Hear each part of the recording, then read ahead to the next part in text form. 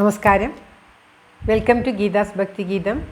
One day one ശ്ലോകം, Shrimad Mahabhagavatam, 702nd day. Today, 21st sloka of Pradhama Skandam, 6th chapter. For details, please see the description box. Geetha's ഭക്തി ഗീതം, ഒരു ദിവസം ഒരു ശ്ലോകം, ശ്രീമദ് മഹാഭാഗവതം. ഇന്ന് 702-ാം ദിവസം, പ്രഥമ സ്കന്ധത്തിലെ 6-ാമത്തെ അധ്യായത്തിലെ 21-ാമത്തെ ശ്ലോകം.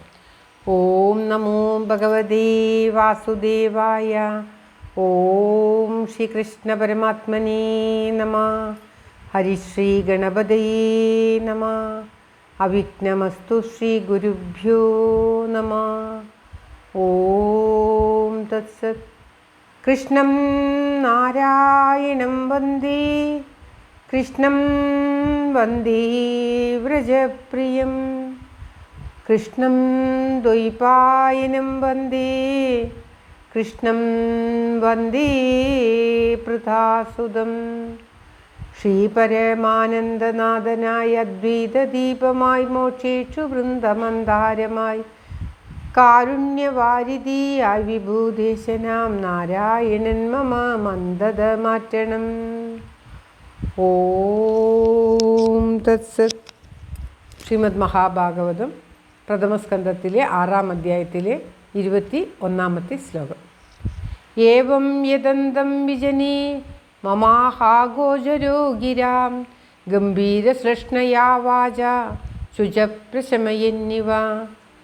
ഏവം യദന്തം വിജനീ മമാഹാഗോചരോ ഗിരാം, ഗംഭീരസൃഷ്ണയാ വാച ശുചപ്രശമയന്നിവ. ഓം തത്സത്.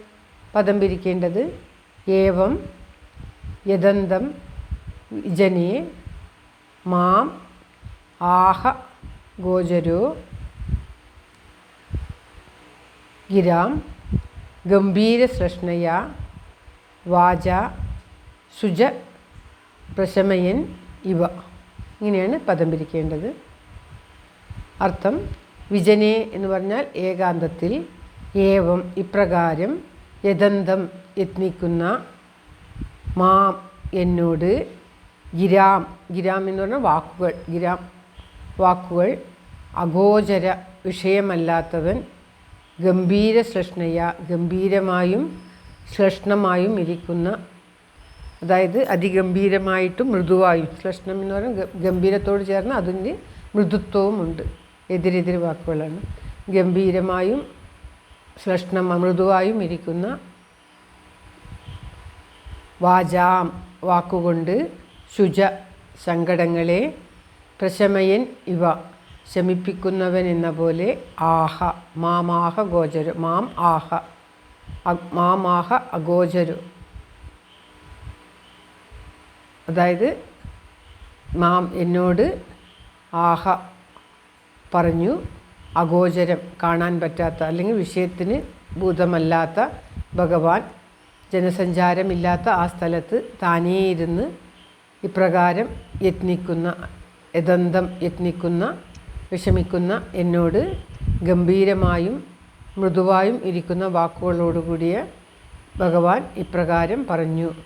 ഭഗവാനെയാണ് ഗംഭീരമായും മൃദുവായും ഇരിക്കുന്ന, അനുഭവം മാത്രം കാണാൻ പറ്റില്ല എങ്കിൽ അനുഭവത്തിലൂടെ മാത്രം നമുക്ക് അറിയാൻ കഴിയുന്ന ആ ഭഗവാനെ വാക്കുകൾ കൊണ്ടോ മറ്റ് കണ്ണുകൾ കൊണ്ടോ മറ്റുള്ള ഇന്ദ്രിയങ്ങൾ കൊണ്ടൊന്നും ആ ഭഗവാനെ അറിയാൻ പറ്റില്ല.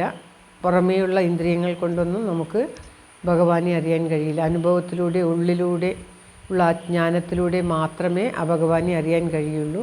അപ്രകാരം അഗോചരമായിരിക്കുന്ന, കാണാൻ പറ്റാത്ത ആ ഭഗവാൻ അതിഗംഭീരമായ എന്നാൽ മൃദുവായ വാക്കുകളോടുകൂടി ആ 5 വയസ്സായ കുട്ടി തൻ്റെ ഹൃദയത്തിൽ പ്രകാശിച്ച ഭഗവാനെ പെട്ടെന്ന് കാണുന്നില്ല എന്ന് കരുതിയിട്ട് വിഷമിച്ചിരിക്കുകയാണ്. ആ കൊടുങ്കാട്ടിൽ ചെന്ന് തപസ് ചെയ്ത് മനസ്സിൽ ഭഗവാൻ ഉണ്ടായി. ഒരു നിമിഷം കൊണ്ട് ആ ഭഗവാൻ മനസ്സിൽ നിന്ന് മറഞ്ഞു പോവുകയും ചെയ്തു.